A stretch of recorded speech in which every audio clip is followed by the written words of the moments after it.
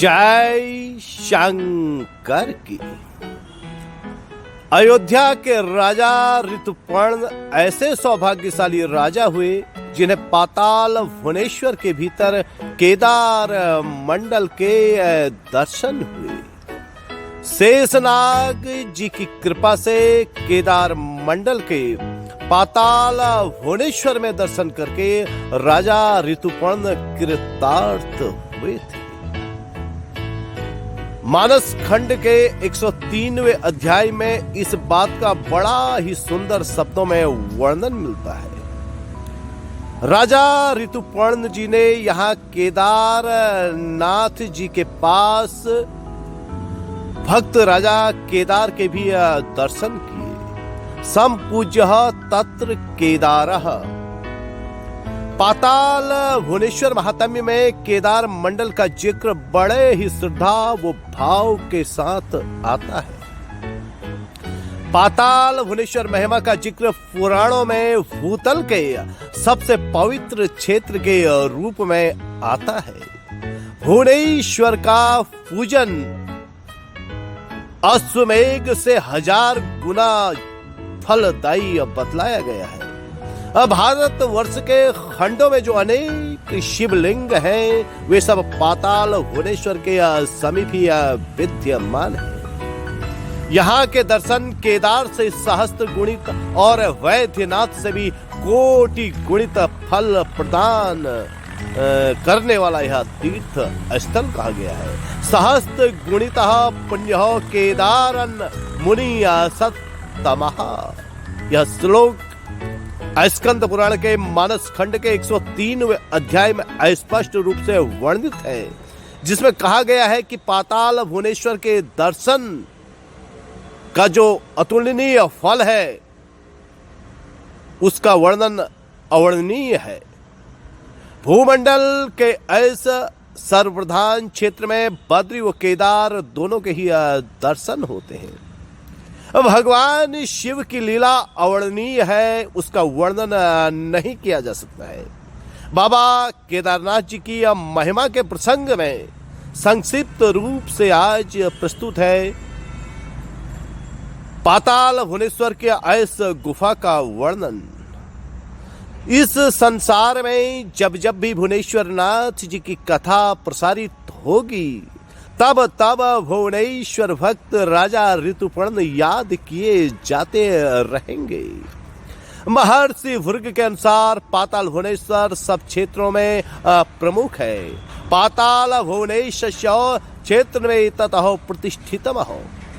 इस क्षेत्र के दर्शन का सौभाग्य पुराणों के अनुसार सर्वप्रथम राजा ऋतुपर्ण को प्राप्त हुआ था।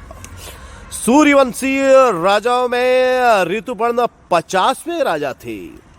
ये श्री रामचंद्र जी के वंशज, महान धर्मात्मा राजा सुदास के दादा, सर्व काम के पिता, सिंधु द्वीप के पौत्र राजा आयुतायुष के पुत्र थे। इनका चरित्र सुनने वो पढ़ने वाला व्यक्ति इस लोक में कीर्ति पाकर शिव लोक को प्राप्त करते हैं, ऐसा वर्णन आया है। कलयुग में तो इसका श्रवण समस्त पापों से छुटकारा दिलाने वाला है। स्वयं महर्षि व्यास जी कहते हैं ऋतुपर्णस्य राजर्षे कीर्तन कली नाशनम।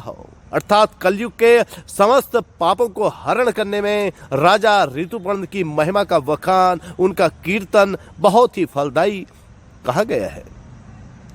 पाताल भुवनेश्वर की कथा के सार में कहा जाता है भगवान श्री भुवनेश्वर की पूर्ण श्रद्धा भाव से पूजा आराधना करने से बड़े बड़े ऋषि मुनि त्यागी तपस्वी यक्ष गंधर्व तथा देवतागण तो धन्य हुए ही हैं तथा अनेक राजा महाराजा भी भुवनेश्वर की कृपा से मुक्ति धाम के अधिकारी बन गए। पौराणिक ग्रंथों में उक्त सभी के त्याग तप भक्ति तथा मुक्ति के अनेकों प्रसंग आते हैं। ऐसा ही एक प्रसंग राजा ऋतुपर्ण को लेकर के है, राजा नल को लेकर के है। कथा प्रसंग के अनुसार राजस्थान स्थित पुष्कर नरेश राजा नल चौपड़ खेलने के अत्यधिक शौकीन थे। वह अयोध्या नरेश तथा भगवान श्री रामचंद्र जी के पूर्वज ऋतुपर्ण जी के साथ अक्सर चौपड़ खेला करते थे। दोनों के बीच बड़े गहरे आत्मीय संबंध थे। व्यक्तिगत समस्याओं के साथ साथ राजकाज के मामलों में भी दोनों परस्पर विचार मंथन कर एक दूसरे का सहयोग किया करते थे। कहा जाता है कि एक बार राजा नल ने अपने राज्य में चौपड़ के खेल का विशाल आयोजन कराया, जिसमें देश भर के बड़े बड़े राजाओं ने हिस्सा लिया, परंतु अपने राज्य के कार्यों में व्यस्तता के चलते राजा ऋतुपर्ण इस आयोजन में भाग नहीं ले सके। चौपड़ के इस खेल में राजा नल अपनी अकूत धन संपत्ति के पश्चात सारा राजपाट भी हार गए थे। इतना ही नहीं, अंत में अपनी प्रिय रानी पत्नी रानी दमयंती तक को हार गए थे। अपनी इस शर्मनाक हार से राजा नल को अत्यधिक ग्लानि हुई। आत्मग्लानि से भरकर राजा नल बेहद व्यथित हो गए। हर ओर से वह घोर विपदाओं से घिर गए। पत्नी, धन, वैभव, ऐश्वर्य, राजपाट सब कुछ गंवाने के बाद वह एकदम अकेले हो गए। मरता क्या नहीं करता। आत्मग्लानि से पीड़ित, दुखी तथा असहाय होकर अंततः उन्होंने अपने मित्र राजा ऋतुपर्ण के पास जाने का मन बनाया। फिर क्या था, वह महाराज ऋतुपर्ण के पास पहुंचे और अपनी व्यथा का वृतांत सुनाते हुए निवेदन किया, हे राजन, मुझे हिमालय के सघन वनों में ले चलिए, जहां मुझे आत्मिक शांति की प्राप्ति हो सके। ऐसे घनघोर वन में मुझे छोड़ आइए जहां रानी दमयंती भी मुझे न ढूंढ सके और मैं अपने पाप का प्रायश्चित कर सकूं। इसके बाद राजा ऋतुपर्ण राजा नल को रथ में बिठाकर हिमालय की ओर चल पड़े। कहा जाता है कि चलते चलते जब वे दारुका वन क्षेत्र में पहुंचे तो भरी दोपहरी में उन्हें एक अलौकिक हिरन दिखाई दिया। उन्होंने सैनिकों को हिरन को घेरने का आदेश देते हुए कहा, जिसकी ओर से भी हिरन भाग निकलेगा उसे मृत्यु दंड दिया जाएगा। संयोगवश हिरन राजा की ओर से ही भाग निकला। लाचार राजा ने सैनिकों के साथ हिरन का पीछा किया। रात्रि होने को आ गई, हिरन को नहीं ढूंढ सके। अंत में थक हार कर राजा ऋतुपर्ण वापस आ गए और सो गए। स्वप्न में वही हिरन अद्भुत आभा के साथ प्रकट हुआ और बोला, हे राजन, मेरा पीछा करना छोड़ दो, मैं कोई मामूली हिरन नहीं हूं। एकाएक राजा चेतनी अवस्था में आ गए और बोले, आप जो भी हैं मुझे दर्शन देकर कृतार्थ करें, क्योंकि मैं भी एक धर्मपरायण राजा हूं। भले ही इस वक्त मुझे घोर विपत्ति ने घेरा है, लेकिन मैं आपके दर्शन पाकर ही इस क्षेत्र से विदा होऊंगा, अन्यथा मैं अपने प्राण त्याग दूंगा। तब उनके कानों में दिव्य स्वर गुजे, हे राजन, यदि आप मुझ तक पहुंचना चाहते हो तो सर्वप्रथम इस क्षेत्र के क्षेत्रपाल की आराधना करो, वही मुझ तक पहुंचाने का मार्ग बता सकते हैं। प्रातःकाल होते ही राजा ऋतुपर्ण ने सैनिकों को वापस भेज दिया और राजा नल के साथ क्षेत्रपाल की आराधना प्रारंभ कर दी। 6 माह की घोर तपस्या के पश्चात क्षेत्रपाल प्रकट हुए और प्रसन्न होकर बोले, इस घनघोर वन में एक अलौकिक गुफा है, जहां भगवान शिव 33 कोटि देवी देवताओं सहित विराजमान है। स्वयं शेषनाग जी वहां के रक्षक हैं।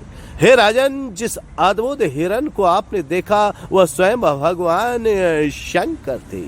मैं आप दोनों को शेष नाग जी तक पहुंचा देता हूं। वह मनुष्य देहधारी को गुफा के भीतर प्रवेश नहीं करने देते हैं। आपको सर्वप्रथम वहां विनय पूर्वक शेषनाग जी की अनुमति लेनी होगी। ऋतुपर्ण जी के साथ राजा नल ने गुफा के भीतर प्रवेश किया। शेषनाग जी के सम्मुख पहुंचकर क्षेत्रपाल जी अंतर्ध्यान हो गए। शिव लीला में तल्लीन शेषनाग जी से राजा ऋतुपर्ण जी व राजा नल ने प्रार्थना की, किंतु शेषनाग जी ने जरा सा भी ध्यान नहीं दिया। तब दोनों राजाओं ने शेषनाग जी की आराधना की। कई दिनों की निराहार निर्जल भक्ति के बाद भगवान शेषनाग जी प्रसन्न हुए और दोनों राजाओं को दिव्य चक्षु प्रदान करने के साथ ही अपने फन पर बिठाकर पूरे पाताल का भ्रमण कराया और चारों धामों सहित चारों युगों तथा भगवान भुवनेश्वर के दर्शन कराए और अंत में राजा ऋतुपर्ण को यश कीर्ति युगों युगों तक अमर रहने का वरदान दिया और राजा नल को अपार संपत्ति तथा राज्य पुनः वापस मिलने का वरदान देकर विदा किया। शेषनाग जी ने यह भी कहा कि यह रहस्य सदैव गोपनीय रहे।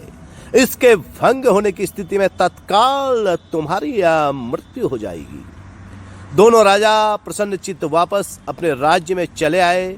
सच्ची मित्रता के लिए किए गए त्याग से राजा ऋतुपर्ण राजा नल अपने राज्य को एक कल्याणकारी व खुशहाल राज्य बनाने में मग्न हो गए। दिव्य चक्षुओं से युक्त होने के कारण वह अक्सर चमत्कारिक क्रियाकलाप कर दिया करते थे, जो महारानी के लिए अत्यधिक अचंभित करने वाली घटनाएं थी। नित्य प्रति असंभव को संभव कर देने वाली क्रियाओं से रानी इस रहस्य को लेकर हमेशा सोचते रहती थी। इतने लंबे समय तक राजा कहां रहे, यह चमत्कारिक सिद्धि कैसे प्राप्त की, यह अकूत धन संपत्ति कहां से आई, इस तरह के न जाने कितने ही प्रश्न उनके मन मस्तिष्क को कौंधते रहते थे। कई बार रानी ने जानने की कोशिश की, परंतु राजा सदैव टालते रहे।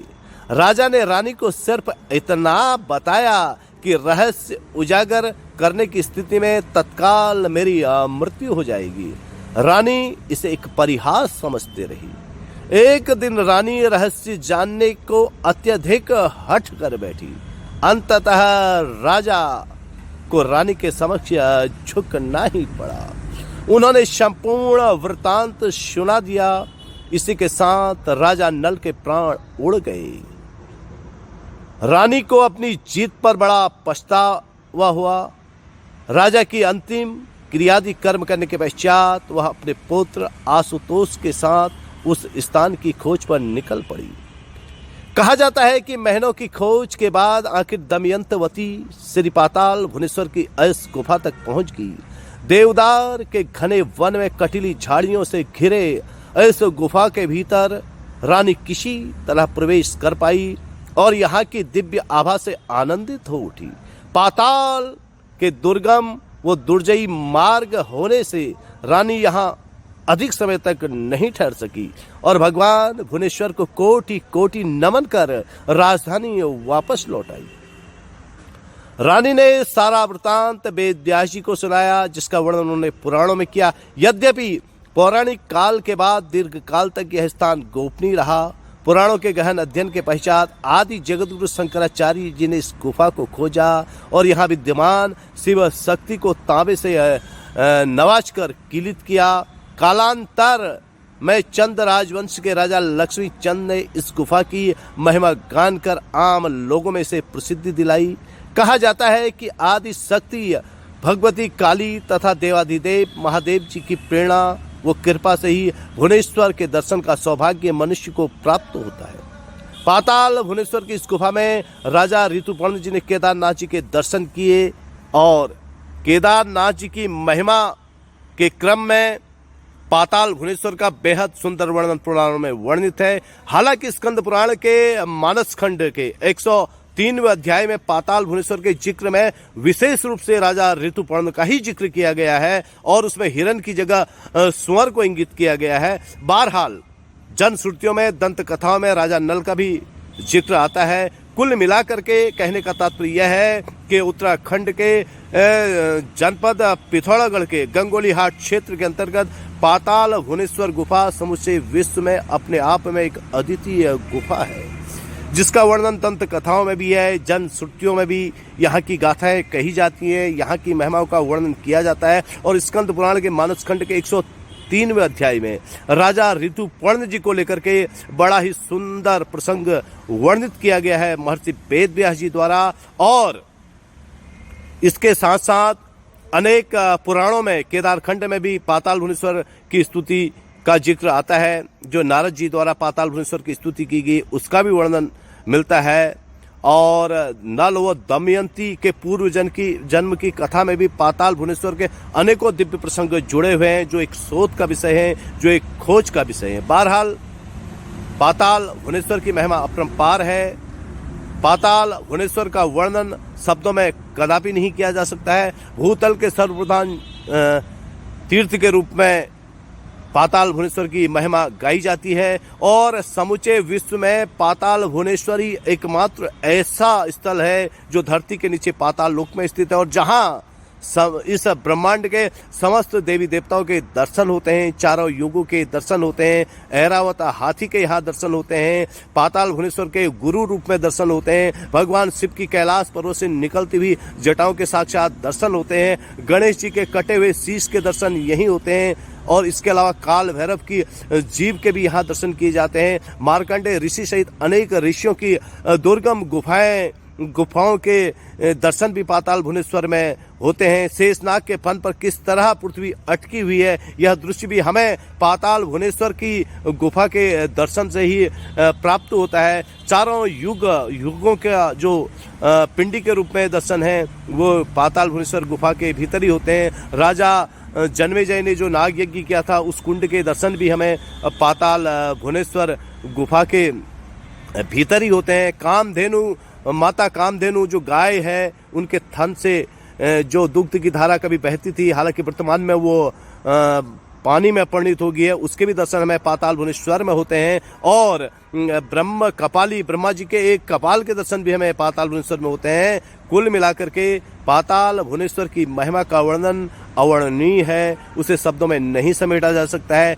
जन श्रुतियों में भी पाताल भुवनेश्वर की कथा राजा नल जी के साथ कही जाती है। स्कंद पुराण के मानस खंड में ऋतुपर्ण जी के साथ पाताल भुवनेश्वर की कथा आती है। कुल मिलाकर के पाताल भुवनेश्वर की महिमा अपरंपार है। भगवान शिव आप सभी का मंगल करें। इन्हीं शुभकामनाओं के साथ मैं रमाकांत पंत बोलिए पाताल भुवनेश्वर भगवान की जय।